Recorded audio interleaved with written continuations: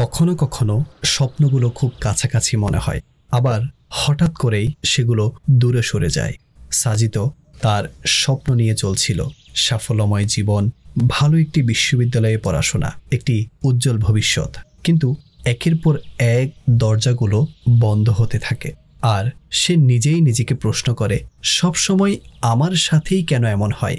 সব বন্ধু এক এক করে সফল হচ্ছে, প্রতিটি মুহূর্তে তার একটিই ভাবনা, যদি ভালো একটি বিশ্ববিদ্যালয়ে ভর্তি না হতে পারি তবে আমার কি হবে? এই ভাবনা নিয়ে সে তার বন্ধুকে ফোন করে বলে, হ্যাঁ রাতুল, সবাই তো ভালো ভালো ইউনিভার্সিটিতে ভর্তি হচ্ছে, চিন্তা হচ্ছে যদি ভালো ভার্সিটি চান্স না পাই, দেখি ভালো নেওয়ার চেষ্টা করতেছি।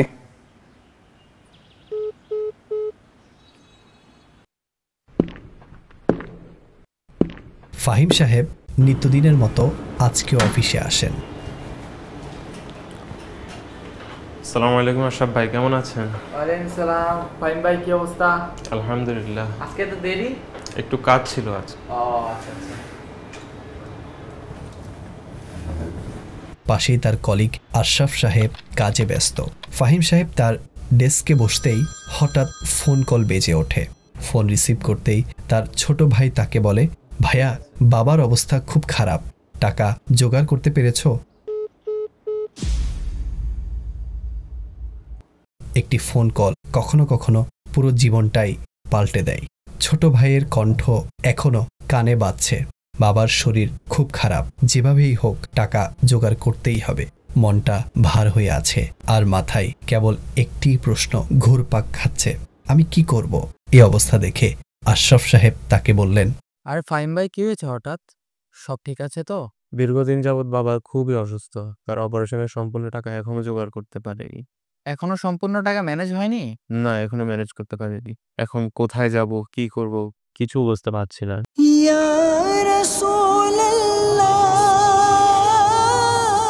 রহিম চাচা নিতান্ত ভালো একজন মানুষ।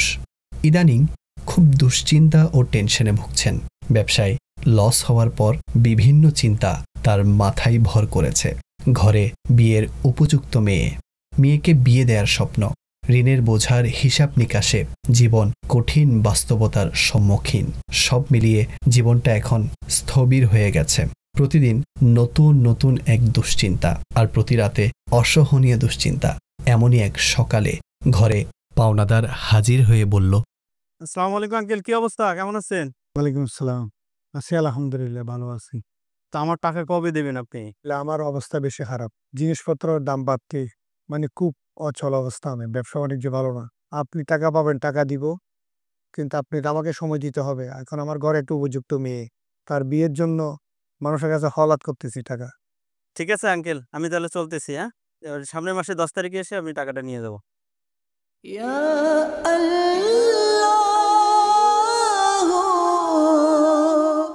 আপনি কি এমনই কোনো দুশ্চিন্তায় আছেন? আপনিও কি কোনো উদ্দেশ্যে বারবার ব্যর্থ হচ্ছেন? আপনিও কি টানাটানির সংসারে রয়েছেন? পারিবারিক সমস্যা অথবা ভবিষ্যতের চিন্তার ভার চেপে বসে আছে ঘাড়ে? আপনার কি মনে হচ্ছে সব পথ যেন বন্ধ?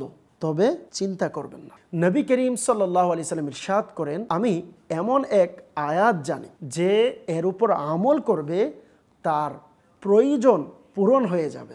অতঃপর তিনি এই আয়াত ইরশাদ করলেন, ومن يتق الله يجعل له مخرجا ويرزقه من حيث لا يحتسب ومن يتوكل على الله فهو حسبه إن الله بالغ أمره قد جعل الله لكل شيء قدرا।